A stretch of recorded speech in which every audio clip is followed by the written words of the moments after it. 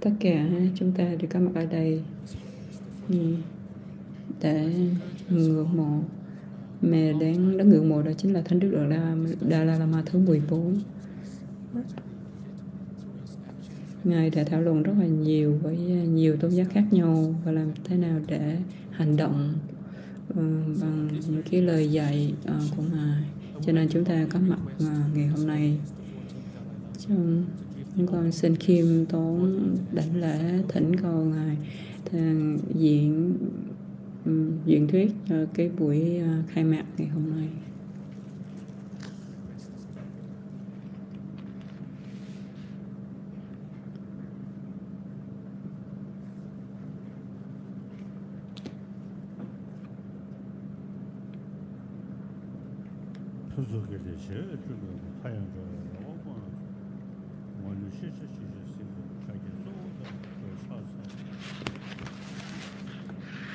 Con xin đảnh lễ Đức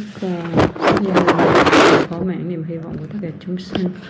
Ý Ngài thấy tất cả pháp và đối tượng sẽ tri và thân Ngài có tích lũy vô lượng.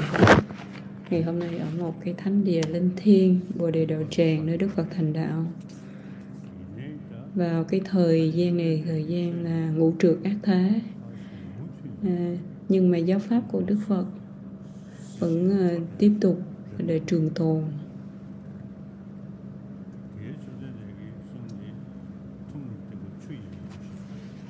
Nhưng lời dạy của Đức Phật nên khổ đau của chúng sinh, ta không thể dùng nước để rửa, và những khổ đau chúng sinh ta không dùng thay sơ dầu chướng đắc, ta không thể truyền cho các con, ta chỉ giải thoát chúng cho các con bằng cách dạy chân lý.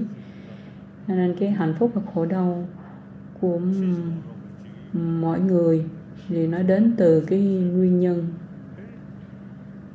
Nếu mình không hành đúng chính xác cái nguyên nhân mà chúng ta do bị trói buộc trong cái vô minh, không biết, chúng ta tham đắm vào quá tham lam. Cho nên Đức Thế Tôn nói những chúng sinh do ác nghiệp, những cái ác nghiệp của chúng sinh, Đức Phật không thể dùng nước để rửa. Cho nên chúng ta cần phải suy nghĩ. Những cái lời dạy Đức Phật rất là hợp với khoa học. Cho nên tất cả chúng ta, dù có tin Phật Pháp hay không tin vào tôn giáo,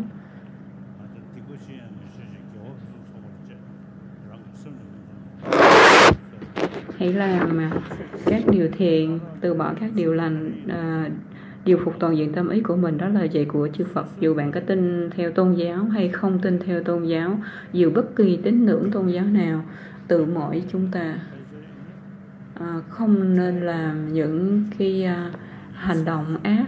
Khi cái hành động ác thì trước mắt thì mình cảm hài lòng thỏa mãn, nhưng mà cuối cùng nó tự hại bản thân của mình. Cho nên những cái ác nghiệp, những hành động ác, chúng ta hãy cố gắng làm những cái việc lành. Những cái điều lành mà chúng ta có thể chứng kiến với cái tâm lương thiện để giúp đỡ người khác, để làm lời cho người khác, loại trừ khổ đau cho những người khác là cái điều chính yếu. Là cái nghiệp thiện là giúp đỡ người khác. Cái tinh túy của giáo pháp Đức Phật để làm lợi ích, chủ yếu là làm lợi ích cho người khác, không tổn hại người khác. Dù bạn có tin vào tôn giáo hay không tin vào tôn giáo, tất cả không có gây hại cho người khác. Chúng hãy cố gắng làm lợi ích cho những chúng sinh khác.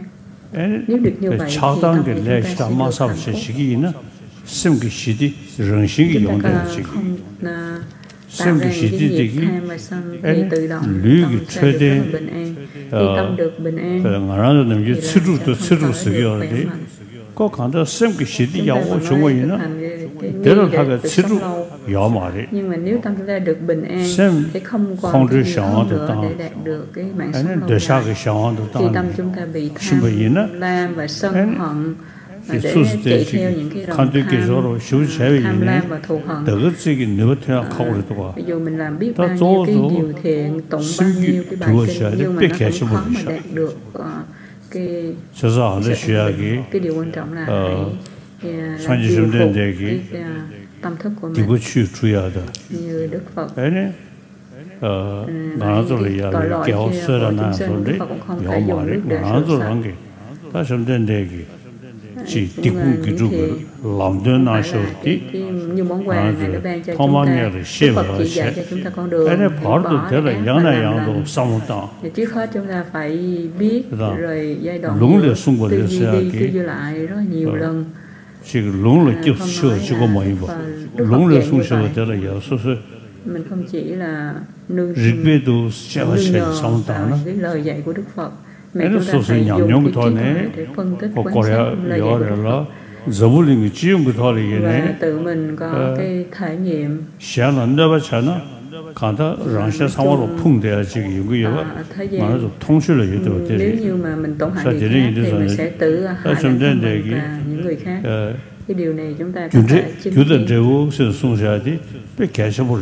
Đức Phật đã dạy về luật nhân quả.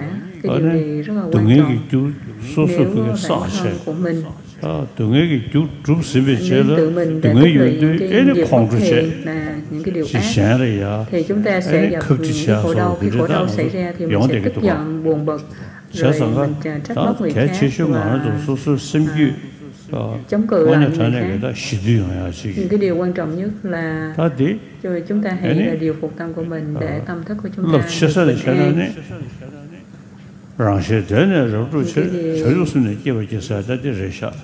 Những lời dạy rộng lớn vì muốn thành tựu được lợi ích và tự bản thân và cho thai nhân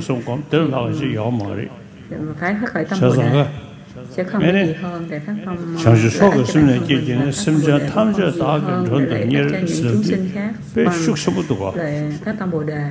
Để phát tâm Bồ Đề thì con xem tất cả chúng sinh là khách quý của con. Trong cái hữu tình chúng sinh trong mọi mặt hại giống mình, không muốn hạnh phúc, không muốn bị khổ đau. Nếu mà chúng ta không quan tâm tới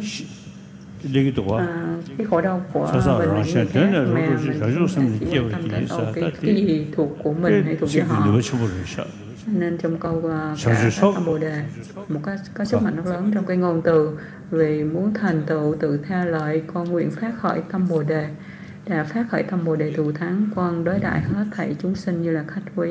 So, first of all, I pay homage to the Buddha, to his body, speech, and mind. And then, to begin with,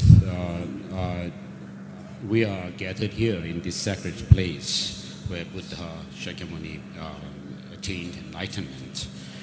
And so, regarding the time that we are in today, we are in a degenerate age, a decadent age. Despite that, the Buddha Dharma is shining forth all around the world. And so, the teaching of the Buddha, in essence, is what the Buddha himself has stated. The Buddhas do not, the sages do not wash away the sins of sentient beings. They do not remove the suffering of sentient beings with their hands, nor do they transpose their own realization into other beings, but by showing the truth of the reality of truth, he helps beings to liberate, to become liberated. And so, and then the Buddha's, because of that, what the Buddha is saying is that the suffering that we experience is something that the Buddha cannot remove by his hands, nor the causes of suffering, which are the sins, can be washed away with water.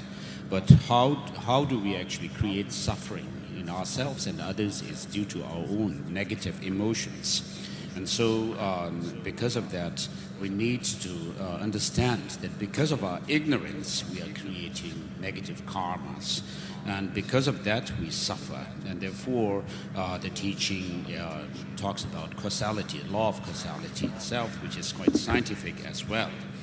And then the essence of the Buddha's teaching also is stated in this verse, where the Buddha says, do not do any evil, cultivate a wealth of virtue, and tame your mind completely. This is the teaching of the Buddhas.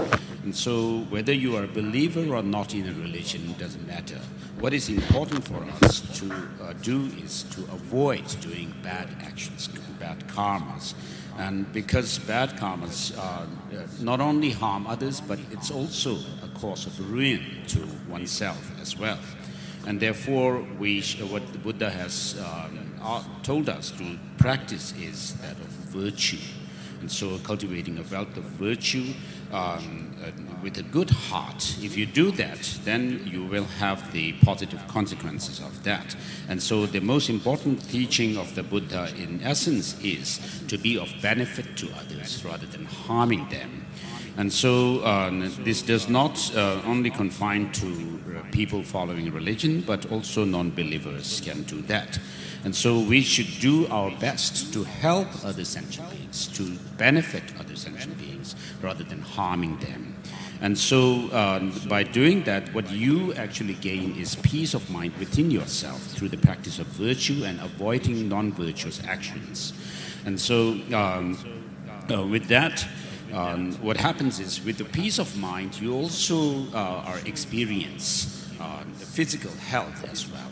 So as a consequence of your peace of mind. And what we usually do is out of anger, attachment, and all these negative emotions, we try to do all kinds of bad things. But that's not what we should do. Even if you may do some prayers, if you are angry, if you are in a state of anger, it doesn't really help. Your prayers will not help.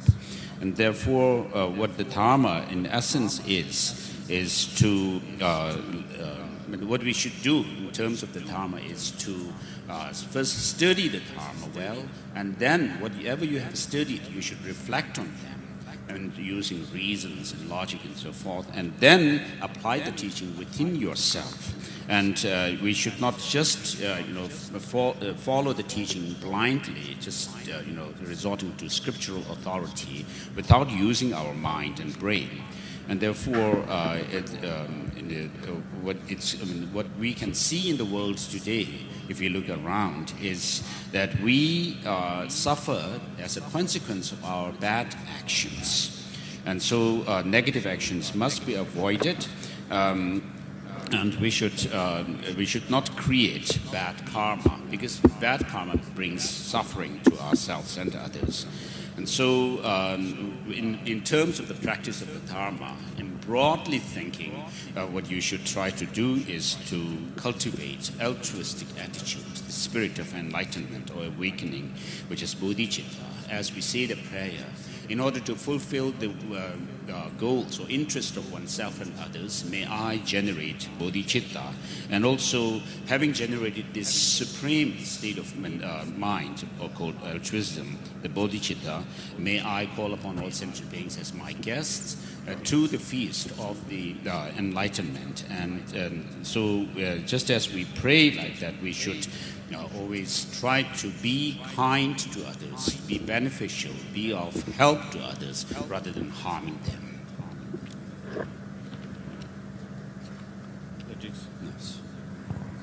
Disney.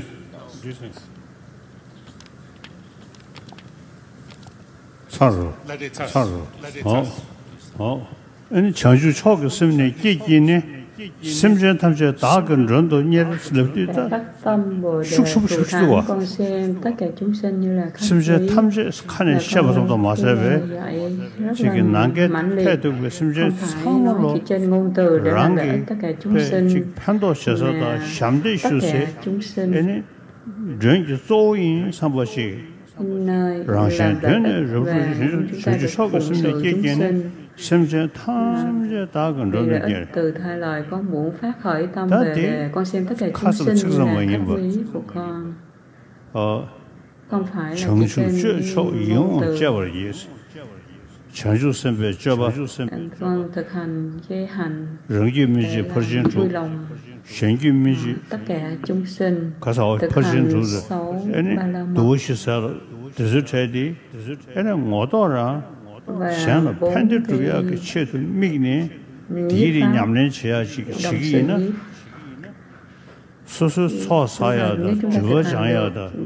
như vậy chúng ta thể tích lũy công đức và tiêu trừ tội chướng.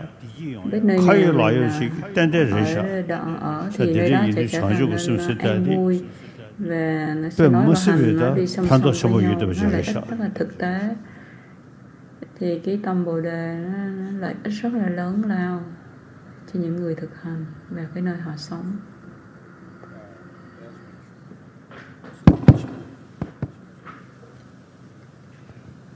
As we say this prayer, may I, having generated supreme mind of bodhicitta, may I call upon all sentient beings as my guests. And so this is a very powerful prayer, a powerful practice as well. It's not just in words that we are saying this, but we actually think of serving all sentient beings without any exception. And so all sentient beings are the ones to whom we give service. We serve them is what we aim to do. And therefore it is a very powerful practice. And with regard to the practice of bodhisattvas, we have the 6 paramitas, the perfections, and also the 4 ways of attracting disciples. And so if you do these practices, the 6 paramitas, the perfections, and the 4 ways of attracting disciples, by focusing your mind on serving other sentient beings, what happens is you also accrue merit and wisdom, as well as wherever you are, the place that you reside in also becomes a very peaceful place. And so in this way, we are able to help all beings around us through this kind of practice.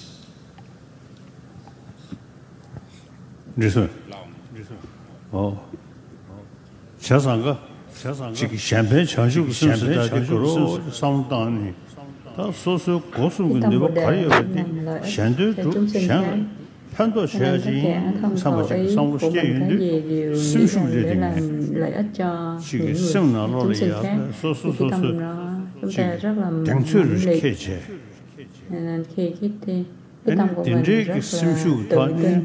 chỉ是哪个那把当着其实那就只是当然那就能热动的烧烧cho đến khi nào hư không còn tồn tại, chúng sinh còn tồn tại thì con người ở lại để trừ khổ đau cho thế mà cho chúng ta bắt đầu từ chỉ修行인도 쓰기 매디 다 창조의 생상을修行단 게 nói là tôi là một vị Bồ Tát, 다 되게 뭐냐 전에 심수 차야 켜는 거 cái tâm Bồ Đề 심지어 사모로 년도 대셔지 sẽ không bao giờ bị 나로라 강에 먹고 차니 들이 용기할 때 뒤에 사모로 ở Tây Tạng gặp rất là nhiều cái khổ nạn khó khăn, 유기는 치고 뭐도 nhưng mà nó chỉ là trở thành nhân duyên để cho ta hỏi nhiều cái lòng thương yêu từ bi, mẹ ta không có một kỳ tích dần cái tâm Bồ Đề 생기에 또한 류기 용어들이 thư thái, và nhờ tâm 저는 bình an 아주 치료사들이 약효들이 자주 sống 치료 약효를 샤 phương pháp tốt nhất để chúng ta sống được lâu dài. 용어들이 Có tâm Bồ Đề thì cái tâm cho bình an, và cái đất nước ta 롱파리하고 서로 착시파리하고 서로 견해면 누가 쉬우지 야오를 샤 nó không có bị 세상 알아서 다 별이야. cho nên cái tâm Bồ Đề nó rất là quý báu. Cho nên khi ta ở xứ vào cái thời vua người Son Sang 가서다 총석해 버려도 이내 소소 부위지. sinh trong cái Khi ông vua chúa Ngài đã quan tâm là thế nào để có cái ngôn ngữ cho tiếng Tạng khi mà cái ngày tịch mạng đã đến con Tạng người Tạng có cái ngôn ngữ tiếng Tạng, không cần dạy tiếng Bali, không dạy tiếng Phạn, các con hãy chuyển hết ngôn ngữ đó sang cái ngôn ngữ tiếng Tạng. Nên trong ngôn ngữ Tạng Kinh và Tạng luận đều tiếng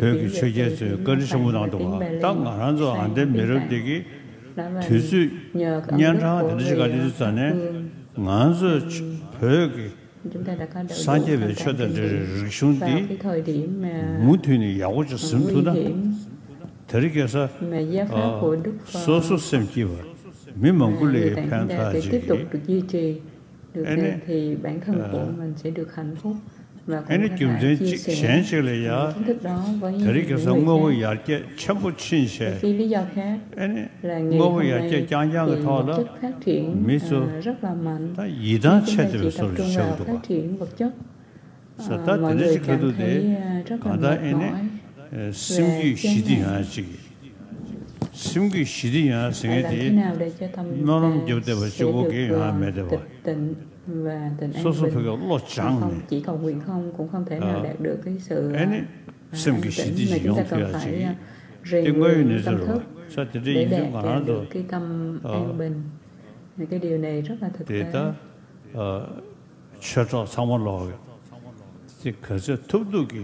Cho nên tất cả những cái pháp hữu hãy cố gắng hết mình, hãy điều phục cái tâm thức của mình để phát khởi cái tâm mạnh mẽ để làm lợi ích cho chúng sinh. Trước mắt thì tâm thức các bạn sẽ được hạnh phúc và không khỏe mạnh.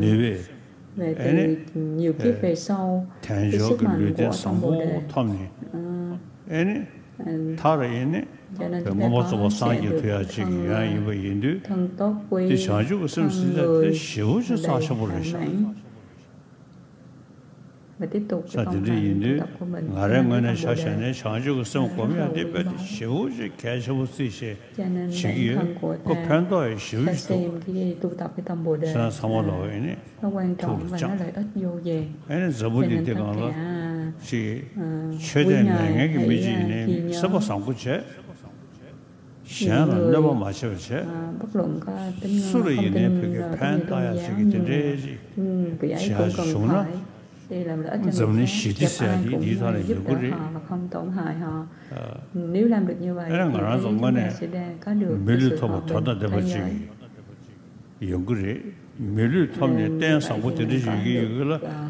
Có được cái không một nơi một cái thân rất là quý báu để ý nghĩa. Nếu chúng ta dùng cái thân quý báu này để làm những điều ác thì rất là hoang phí. Cho nên các chư tôn đức hãy cố gắng luyện cái tâm Bồ Đề và hãy điều phục cái tâm thức của mình, hãy kết hợp và thực hành cái tâm Bồ Đề. Ta đã thực hành như vậy để các pháp hữu nếu mà thực hành được như vậy thì rất là lợi ích. Đã phát tâm Bồ Đề quán thắng thể xem tất cả chúng sinh như là pháp quý, thực hành những cái hành mà làm vui lòng tất cả chúng sinh về lợi ích chúng sinh nguyện thành Phật.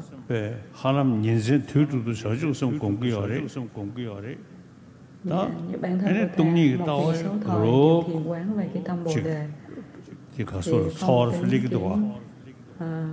thực hành cũng là khá nhiều.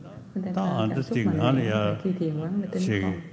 강의 여대버디 심스직비 신의 세디 야바리 저람 연전은 라라도 커버도 못하시 세다라야 사람 저도야지 성이야 뽑아다 이지실기도 nhưng mà trong kiếp này ta đều tin tưởng và tự tin rằng ta có thể đạt được cái tự gia hành đạo và kiến đạo.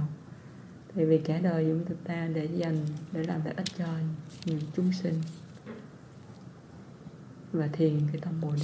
So, since the time of Songtsen-Gampo, during the time of Songtsen-Gampo, the Tibetan king Songtsen-Gampo in the 7th century, what happened was the new Tibetan script was devised, the writing system was devised. And because of that, when in the 8th century, Master Shantarakshita came to Tibet, he was quite impressed with the Tibetan language, and he actually told the Tibetans that you do not have to resort to either Sanskrit or Pali to study and reflect and meditate on the Dhamma, but you could translate the texts that are in Sanskrit and other languages into Tibetan for your study and practice of the Dharma. And therefore, we should feel proud as Tibetans. We should be proud of that we have as translations of the Kanjur and Tenjur literature that is in Tibetan.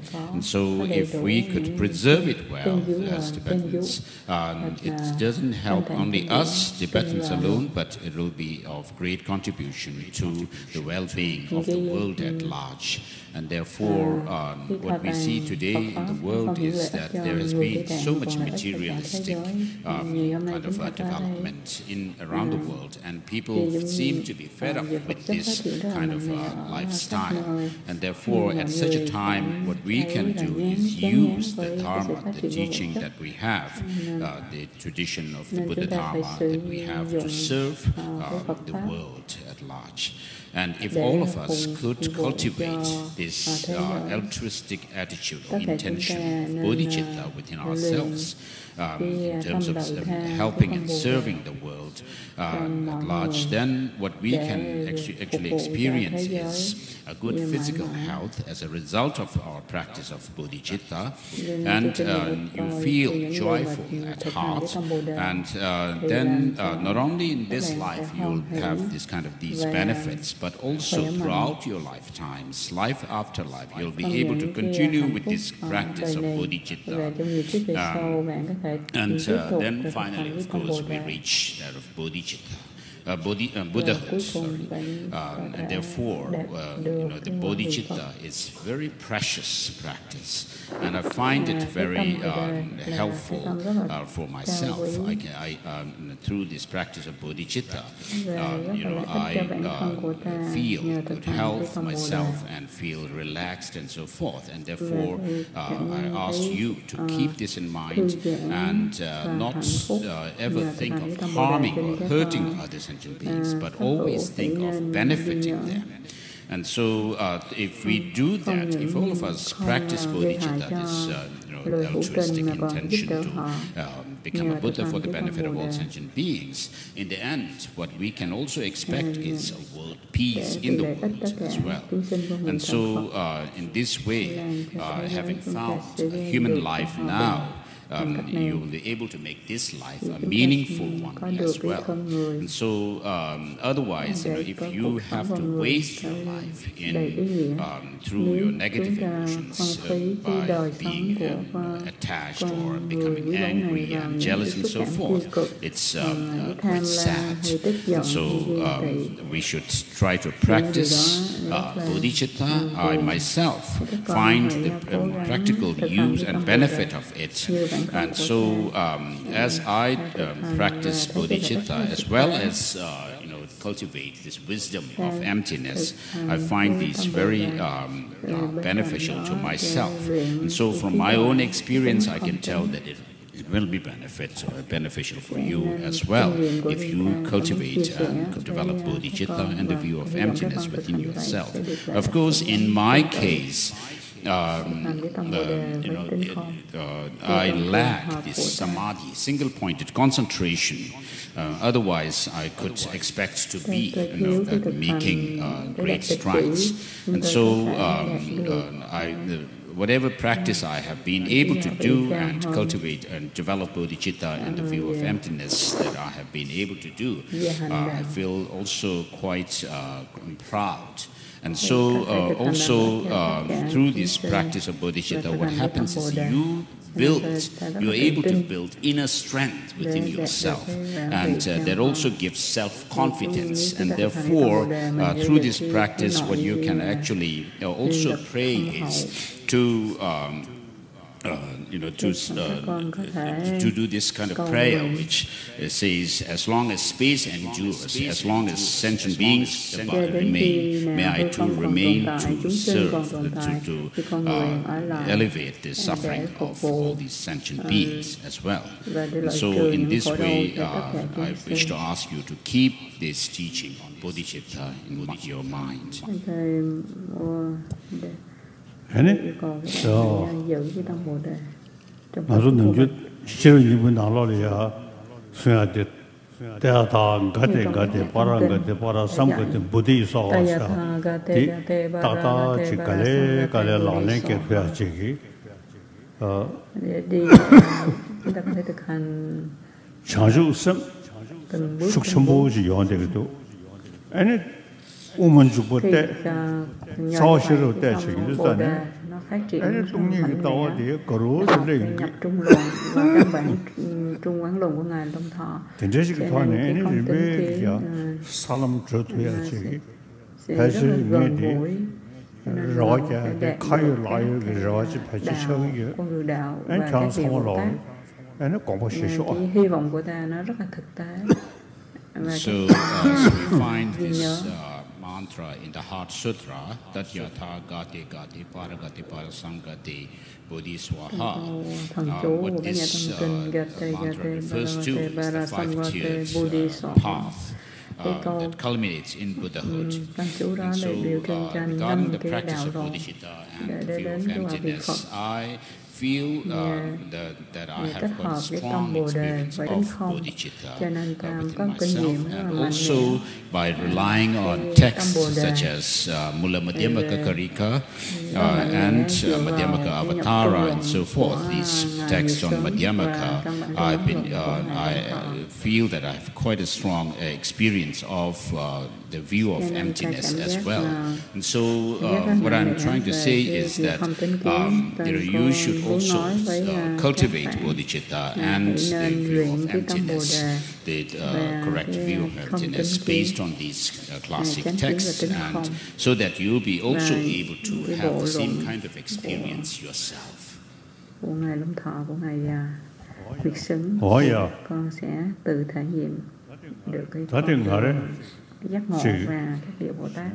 Sáng đây là nhằm lên từ chỗ sự ra nè, nhằm ngã đấy nhằm lên thì nhớ tới bây giờ có rồi mà đó, số nhằm lên các mấy bữa giờ, anh mới là từ chỗ rồi nếu mình bảo người khác hãy nhằm như vậy, thì bản thân của mình sẽ thực hành. Nếu mình không hành mà biểu người khác hành,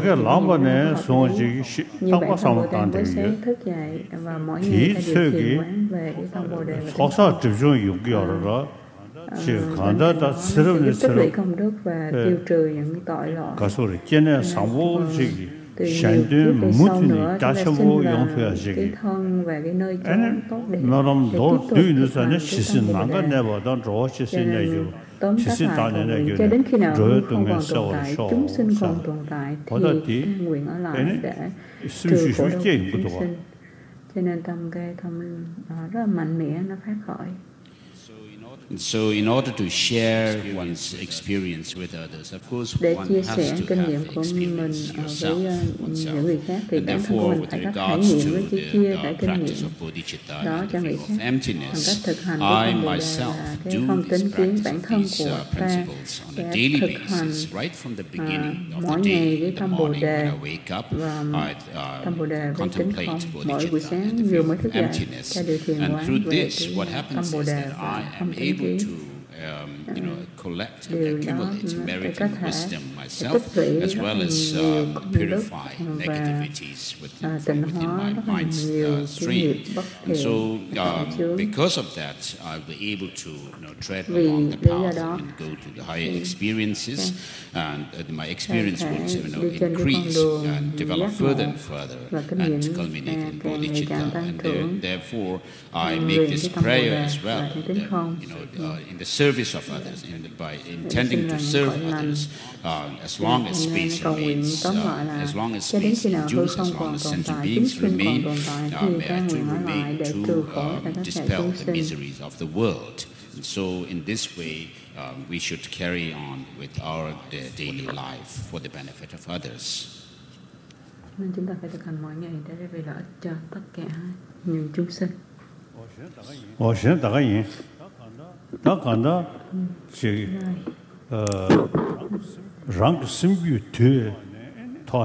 Hãy điều phục và làm chủ tâm thức của mình. Trực tiếp hay gián tiếp để làm lợi ích cho mình và người khác. Nếu mà không điều phục bản thân của mình, thì chúng ta có thể về giả vờ. Đối với những người khác, khi mà thực hành cái tâm Bồ Đề là rất là quan trọng, cho nên tất cả pháp hữu hãy nên ghi nhớ điều này. Và cho đến khi nào tôi không còn tồn tại, con sẽ làm lợi ích cho tất cả chúng sinh. Nếu chúng ta luyện được cái tâm thì sẽ đạt được vệ sinh cái vùng ở vùng từ xứ Ấn Độ. Nhưng dần dần đã học nhiều cái giáo lý Đức Phật thì quá nhiều về cái tâm Bồ Đề và ta đã điều chỉnh được cái tâm của mình. Cái tâm Bồ Đề và tính không thì các con hãy cố gắng để ghi nhớ và thực hành để phục sự tham khảo Phật pháp cũng chính là điều này, để làm lợi tha cũng chính là tâm Bồ Đề và tính không. Tôi không còn gì để nói thêm. Tôi xin chúc các tường đến tất cả taxi delay.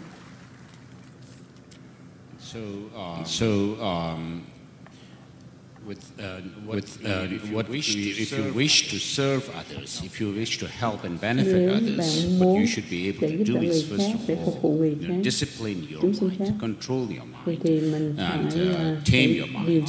So without being able to do that, there's no way you can serve others well. And therefore, in the practice of the Dharma, bodhicitta, and the view of emptiness, so I wish to ask my Dharma friends to keep this in mind and understand that it's not only for this life alone that you will be able to benefit yourself and others, but throughout your life, in the future as well. You should have think of a long-term project to bring happiness and well-being to other sentient beings in the future lives as well. So I am someone from the northeastern part of Tibet, Amdo region, born there, and then I came to central Tibet and then pursued my study of the Dharma. And through having done my studies, I also contemplated and meditated on the principles of the Dharma. And because of having spent so much time for many decades, and I can feel the consequence or the effect of the Dharma in terms of bodhicitta and the view of emptiness within myself. And so because of that, I'm able to share this experience with you. And so I urge my Dharma friends, brothers and sisters, to also contemplate the bodhicitta and the view of emptiness as much as you can, to the best of your ability. And so if you are able to do that, then you will not only help yourself, but also in this life, but also you will benefit yourself in the future as well. And it will be also a service to the Dharma as well as service to sentient beings. Phụng sự chúng sinh. Anh Zabuling đi càng cái chỉ cái Bali chữ đó, lệ giáo cái chữ đó làm cái đó đấy. Hiện nay ta tham gia những vấn đề gì sản xuất sản phẩm là tốt rồi.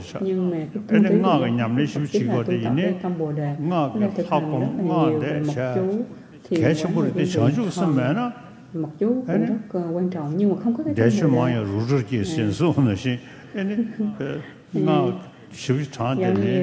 giống như cái lông mà nó được rút từ ra khỏi cái bơ, không chẳng biết gì cả.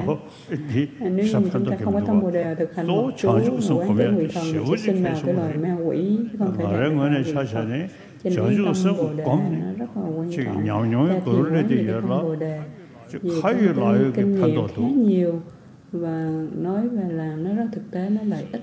So, of course, we have the Pali and the Sanskrit Buddhist traditions, but the essence of both the traditions is the practice of altruism, bodhicitta.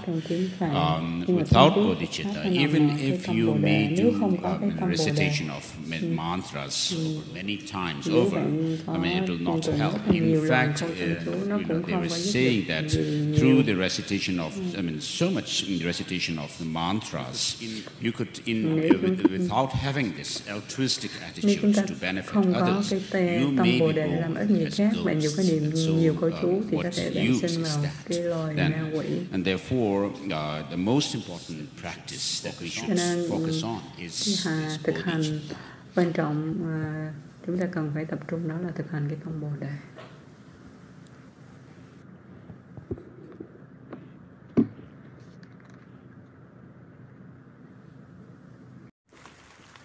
Xin cảm ơn.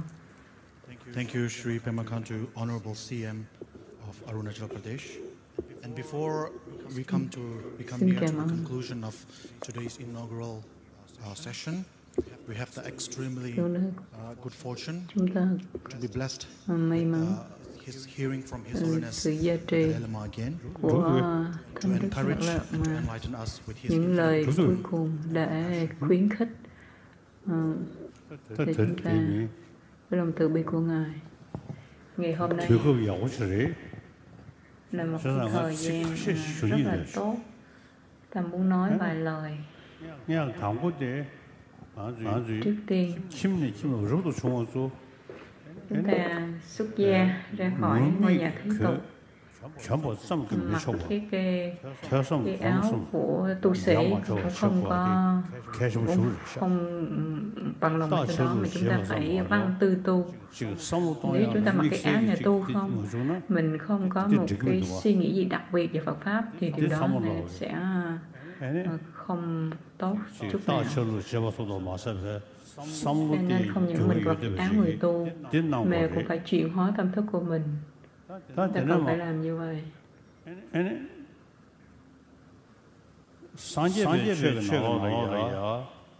Trong giáo pháp của Đức Phật,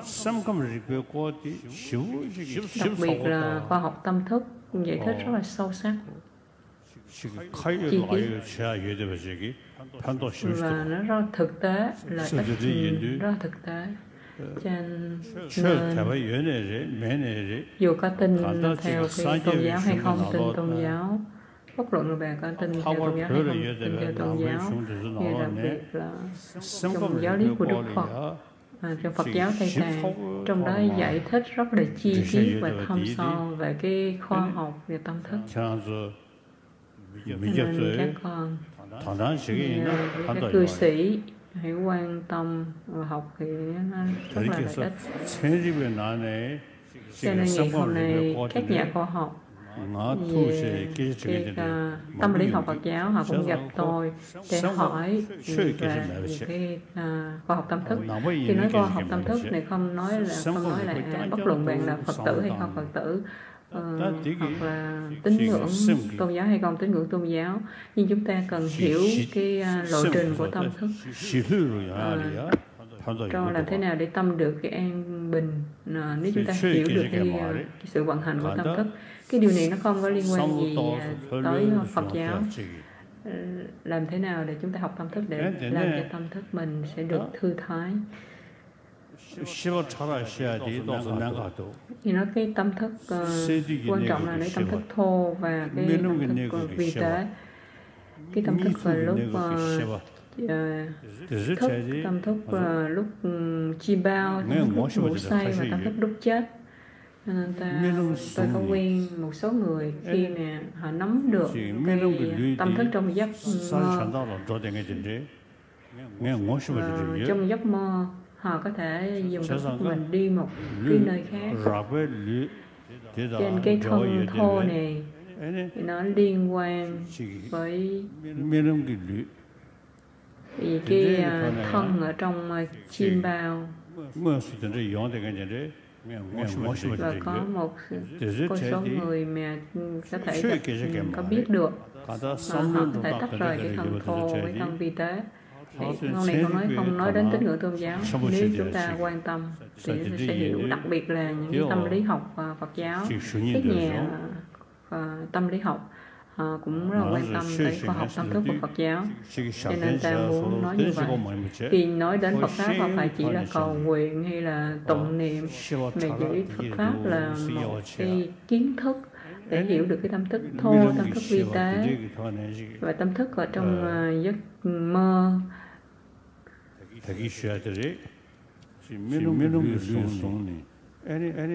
Có người sẽ dùng cái thân của trong giấc mơ, họ có thể đi tới một cái nơi khác, mà cái thân của trong giấc mơ họ có thể đi tới một cái nơi khác, và họ biết có thể biết được ở nơi đó có xảy ra chuyện gì. Chỉ thân thô của họ vẫn còn nằm ngủ trên giường. Cho nên biết là cái thân này có một cái tâm thức, và trong tâm thức đó nó còn có thô và vi tế, nhiều dạng cấp độ tâm thức khác nhau. Đó mình trở thành dù là khoa học hoặc là những vị muốn tìm hiểu về cái tri thức về tâm thức hay khoa học tâm thức, họ rất là quan tâm tới cái tâm của mình. Cái điều này rất là hay. Ở Tây Tạng là Phật giáo, tiểu thừa, đại thừa, mật thừa đều có đầy đủ, nhưng mà đặc biệt là cái khoa học tâm thức rất là chi tiết và sâu sắc để giải thích cái tâm thức thô, tâm thức vi tế. Điều đó nó giúp ích, mang lại lợi ích rất là nhiều. Điều này tôi muốn nói thêm. Tôi xin chừng đó thôi. Xin taxi delay.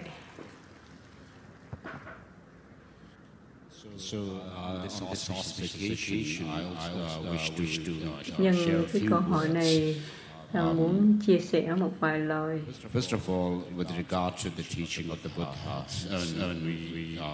những lời dạy của Đức Phật, particularly the monastics, to the monastics, I wish to say that we should not be satisfied with merely wearing monastic chúng ta không bằng lòng với chỉ mang cái áo của người tu, mà chúng ta hãy tham gia và thực hành và học hỏi và tư duy về thiền định và Phật Pháp. Các con hãy ghi nhớ điều này. Trong Phật Pháp mà chúng ta tìm thấy những số lời dạy của Đức Phật dạy những vị khác nhau, những cái xúc cảm và tâm thức nhiều cấp bậc.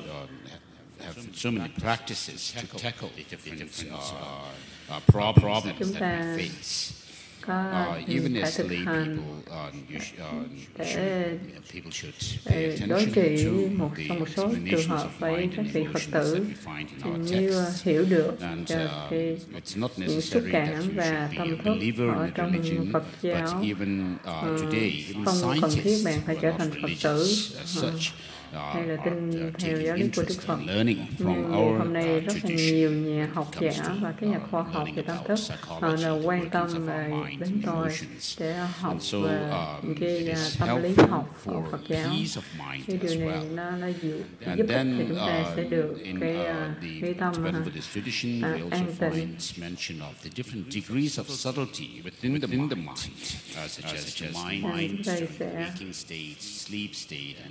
Tâm thức ở lúc thức, tâm thức ở lúc ngủ, chim ba trong lúc ngủ say. Chúng ta biết có một số người họ có kinh nghiệm, họ có thể dùng cái thân của giấc mơ, họ tách ra khỏi cái thân thô. Họ có thể nói được cái nơi chốn đó họ đến, chuyện gì đã xảy ra. Đây không phải là những cái tín hữu tôn giáo mà phát triển các nhà khoa học họ cũng rất là quan tâm đến cái lĩnh vực này. Thì khi nói đến Phật giáo pháp Đức Phật không chỉ là cầu nguyện hay tụng niệm, mà chúng ta phải tìm hiểu những cái tâm thức thô, tâm thức vi tế để chỉ sử dụng cái kiến thức đó để đối trị những cái xúc cảm của mình.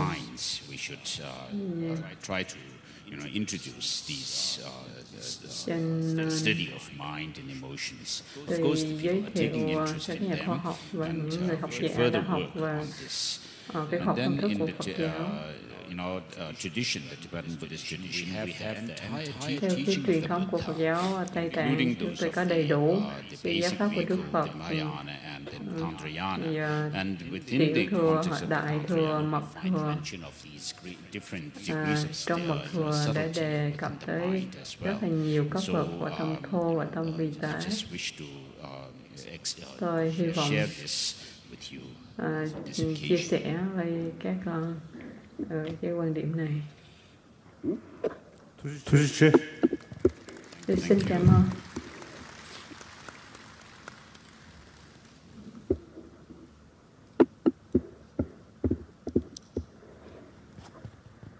Thank you, Your Holiness, for your advice, teaching. You composed all the Buddhist teachings for us, and I'm sure that we're going to have a very fruitful dialogue throughout the next. To end our inaugural session this morning, I would like to invite all our distinguished guests on stage to take a photo session with His Holiness the Dalai Lama. And that will conclude our inaugural session this morning. Trên diễn đàn cùng chụp hình với Thánh Đức Đạt Lai. Few days, the inaugural session has ended, and our International Sangha Forum would officially begin our sessions of discussions starting this afternoon.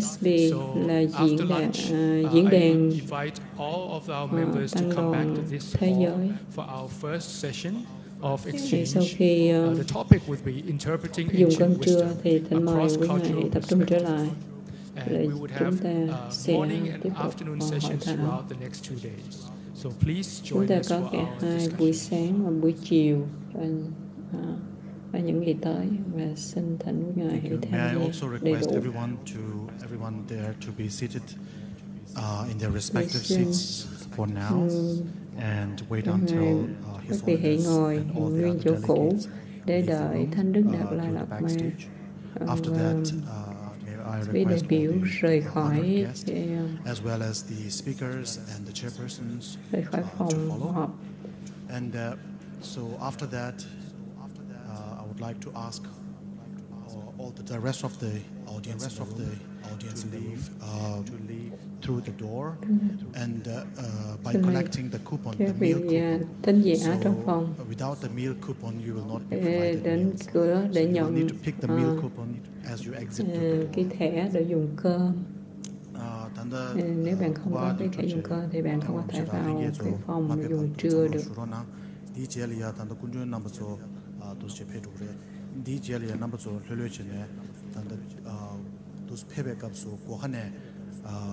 진장직 실라초야 진장직 슈구지 나기였어. 이 슈구디 셰체 아니 실라초가 패고도 이 슈구디 매베네 실라 토비였어 말에 디리샤 실라낭스디 단다디 파종어 강바데 레송도 now